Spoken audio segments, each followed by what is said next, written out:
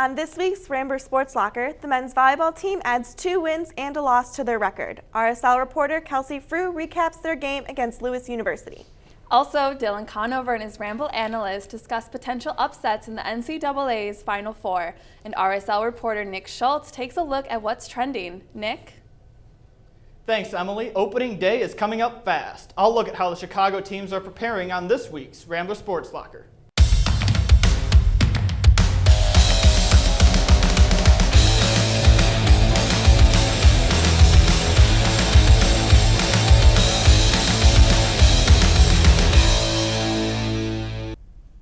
Welcome back to another edition of the Rambler Sports Locker. I'm Claire Philpy. And I'm Emily Morgenstern. The women's golf team finished second out of 13 teams at the Saluki Invitational this past weekend. On March 26th, the Ramblers traveled to Carbondale, Illinois to play the first 2 rounds of the Invitational hosted by Southern Illinois. Sophomore Elena Bowser led the team, shooting a career-low 72 in the first round. Bowser shot a 1 over par 73 in the second round to place herself at the second on the individual leaderboard. Freshman Morgan Brown finished in 17th place on the individual leaderboard after shooting 77 in the first round and 82 in the second. Senior Logan Willis and junior Summer Moser carded identical scores of 83 and 79 to contribute to the Ramblers' second place finish. The final round of the Saluki Invitational was rained out the following day, and the scores from the first 2 rounds remained final. Next, Loyola will play in the Bradley Invitational on April 1st and 2nd in Peoria, Illinois. The men's volleyball team had 2 wins and 1 loss this past week. The Ramblers defeated St. Francis in 3 sets on March 24th. This win brought their record to 13-8. Ben Placid had a team high of 11 kills and Jeff Jundrick notched 9. On March 25th, the Ramblers beat the number 13 ranked Penn State in 4 sets. Placid again led the team with 16 kills, 6 digs, and 5 blocks. Colin Mahan followed closely behind him with 12 kills. Sophomore Paul Nurup has been named this week's MIVA Defensive Player of the Week. Nurup is the 3rd Loyola athlete to earn this award this season. He put up 7 blocks in both games against St. Francis and against Penn State. Along with the 7 blocks, Nurup had 2 digs and 2 kills during the match against Penn State. Loyola traveled to Romeoville, Illinois on March 28th to play the Lewis University Flyers. RSL reporter Kelsey Frew has a closer look at the Ramblers matchup against the Flyers. On Tuesday, the Ramblers fell to their crosstown rivals, the number 7 ranked Lewis University, in 5 sets. During the game, Ben Placid banged out a career-high 25 kills and Will Tischler had a season-high 16 stops, but it wasn't enough. The Ramblers dropped the first set 18-25, but came back strong during the second set with 5 unanswered points that brought the score from 11-11 to 16-11. This gave the Ramblers the momentum they needed to take it 25-21. The third set was very back and forth, but the Ramblers were able to string together 6 consecutive points to take the lead. Will Tischler's ace ended the set 25-23. The Flyers came back and won the 4th set 21-25, forcing the match to go into its 5th and final set.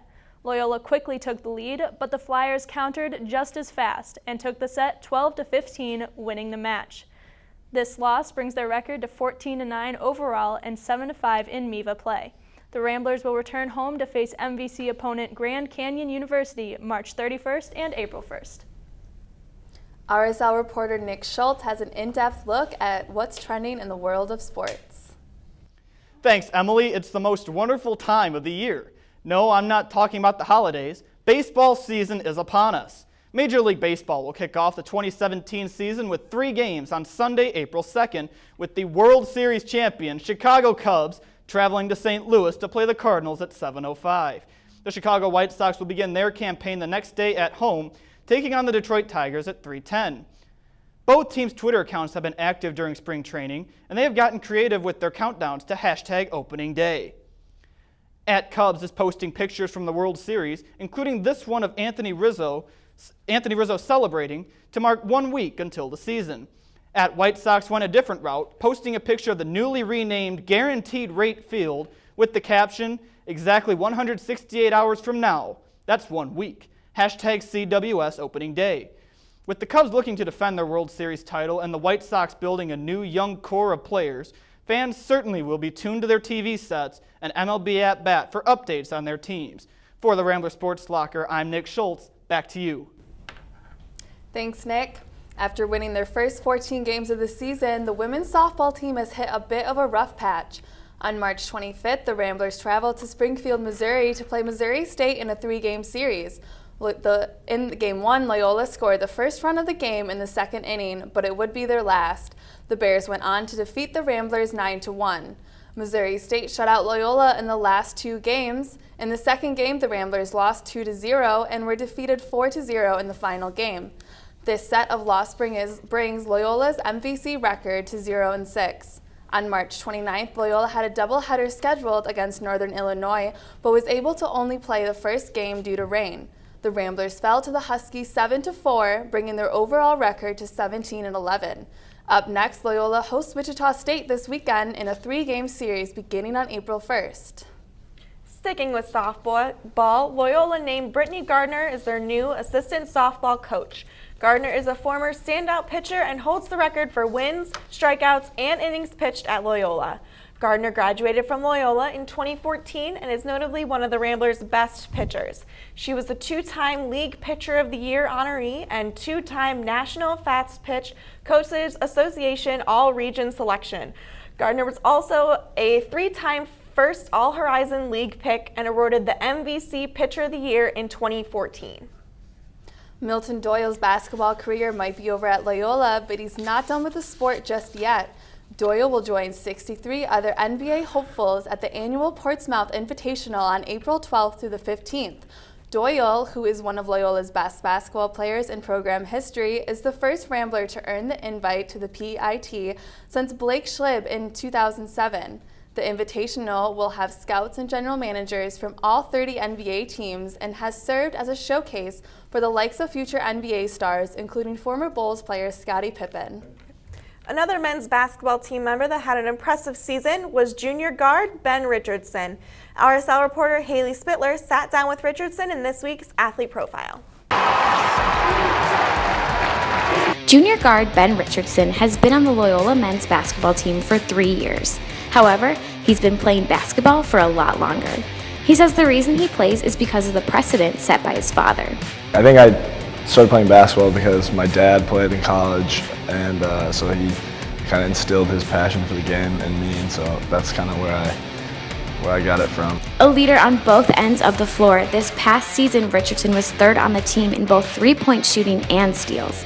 Richardson says the Ramblers have made a lot of progress since joining the Missouri Valley Conference in 2013, but have not been properly recognized for it. We haven't really got as much respect as we think we deserve, in the league. And so we've just been working hard to, always before games and stuff, play with a chip on your shoulder, play with something to prove. Soon to be a senior, Richardson's role is evolving again. In addition to his individual game, he needs to step up his leadership. He says he wants to raise the bar for the Ramblers, starting now in the months leading up to next season. We have a lot of pieces coming back, so it's about getting individually better, and then once we're all up here with the new guys coming in the summer, then we'll probably have some more team goals. We got to keep raising our expectations. Loyola is only losing 3 of the players on last season's roster. Richardson and the rest of the Ramblers will try to improve on last season, which ended in a loss to Southern Illinois University in the conference quarterfinals. For the Rambler Sports Locker, I'm Haley Spittler. Both the men's and women's soccer teams are back for their spring season. On April 1st, the women travel to Champaign to take on University of Illinois at 2 p.m. Also on April 1st, the men's team takes on Marquette University in Rockford at 1 p.m. And now we bring it over to the Ramble desk where Dylan Conover and his Ramble analysts discuss this year's Final Four.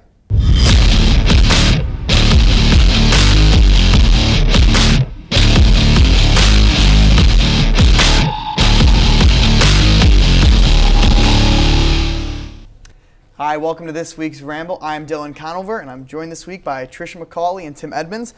Guys, it's Final Four time, best part of March Madness.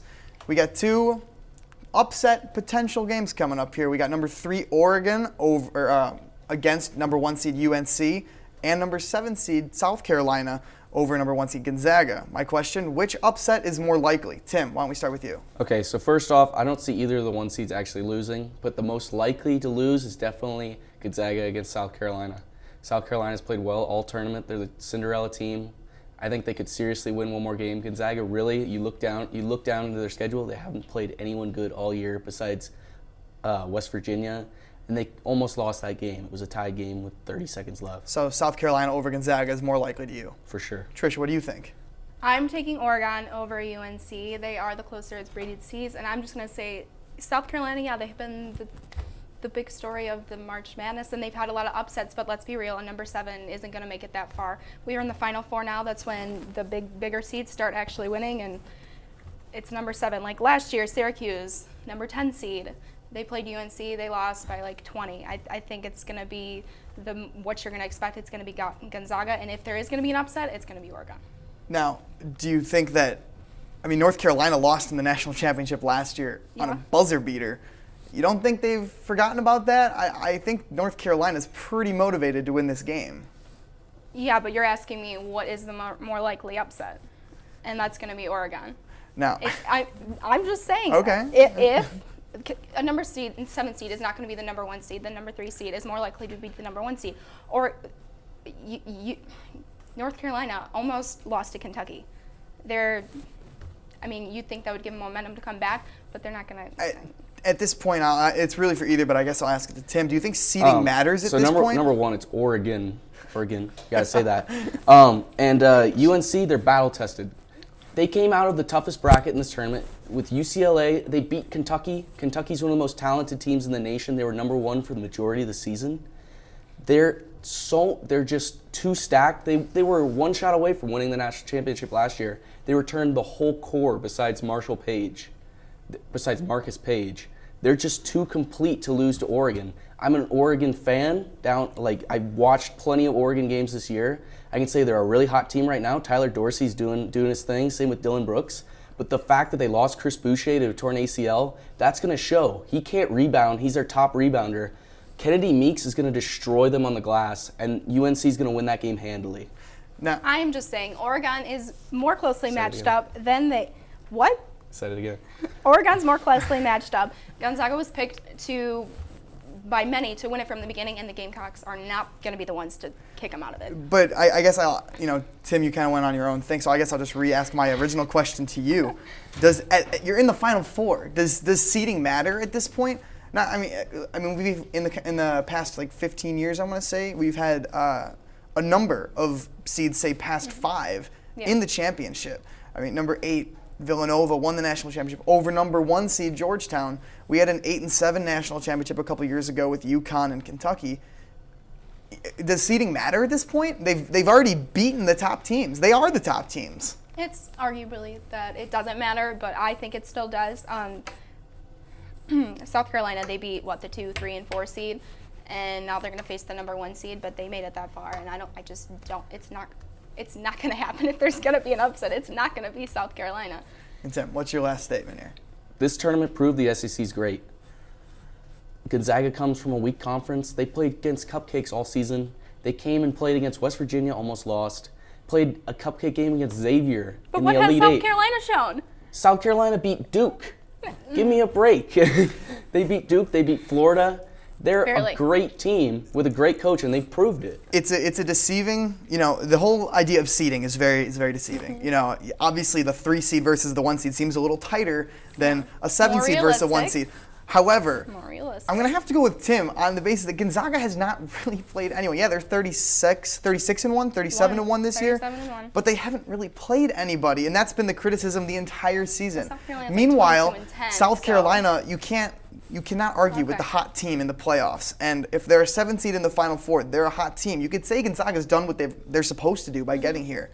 So I'm going to have to go with Tim. I think that a more likely upset is South Carolina, especially when North Carolina's playing with a chip on their shoulder. They lost pretty sadly last year. So I think the Gamecocks will be the more likely upset.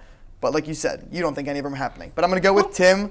Tune in on Saturday, April 1st to watch both of those Final Four matchups, and we can find out if we're right. But back to you guys at the desk. Thanks, Dylan. I want Gonzaga to win for my bracket, but I wish it was Michigan upsetting UNC. For our full episodes and chances to get in on the conversation, follow and like our social media handles for an up-to-date look at all things Rambler Sports Locker. Thanks for joining us tonight. I'm Emily Morgenstern. And I'm Claire Philby. Check back next week for another episode of the Rambler Sports Locker. And as always, don't forget to turn out the lights.